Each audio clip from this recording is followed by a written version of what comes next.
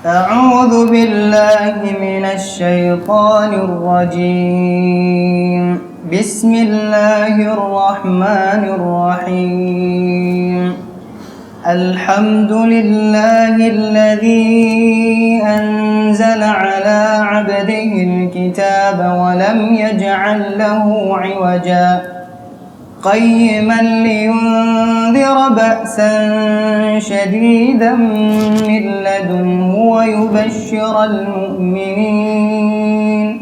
ويبشر المؤمنين الذين يعملون الصالحات أن لهم أجرا حسنا ماكثين فيه أبدا وينذر الذين قالوا اتخذ الله ولدا ما لهم به من علم ولا لآبائهم كبرت كلمة تخرج من أفواههم إن يقولون إلا كذبا. Masya Allah. Masya Allah. Waduh, sangat suara ente Pak Rizal. Sejak kapan nonton di sini? Ya bosan aja saya. Astagfirullah, kok enggak salam kan biar Ya kan kamu kan lagi baca Al-Quran ya, aku mentadaburnya dulu lah. Masya Allah, Masya Allah. Ketika aku dari jauh dengan suara, Masya Allah, terbawa aku ke sini Ya. untuk menjumpai. Antum kan lebih dari anak juga. Ya, Insya Allah. Ngomong-ngomong, surat apa tadi Jal, yang kamu baca? Oh, ini anak baca surah Al-Kahfi tadi.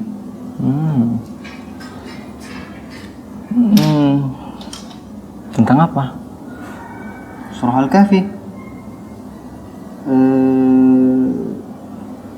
Sebenarnya sih banyak cerita di dalam surah Al-Kahfi. Salah satunya itu cerita Nabi Musa dengan Khidir. Dan pun ketika kita membaca surah Al-Kahfi, di dalam hadis disebutkan bahwasanya barang siapa yang membaca 10 ayat dari surah Al-Kahfi, maka ia akan terbebas atau terhindar dari fitnahnya Dajjal. Masya Allah. Terlebih ketika kita membacanya ketika hari Jumat, Allah akan melipat gandakan pahala untuk kita.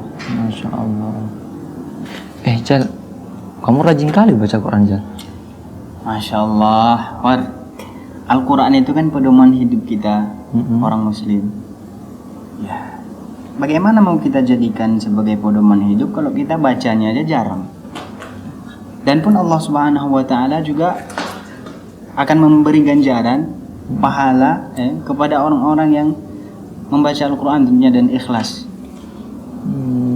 Masya Allah. Dan Al-Quran pun itu, kita pun juga tahu bahwasanya iman kita ini naik dan turun, ya kan? Al-Quran ini ketika kita membacanya, Al-Quran ini sendiri akan membuat iman kita itu bertambah. Makanya kita sebagai seorang Muslim ya sudah seharusnya lah kita membacakan Al-Quran. Ya, semoga aku sebagai pendengar juga mendapat rahmatnya. Insyaallah antum kan penyimak yang budiman. Amin. Ya, kamu kenapa aja? Aku pusing. Allah. Kamu sakit? Ya. Jal. Jal. Astagfirullah. Jal.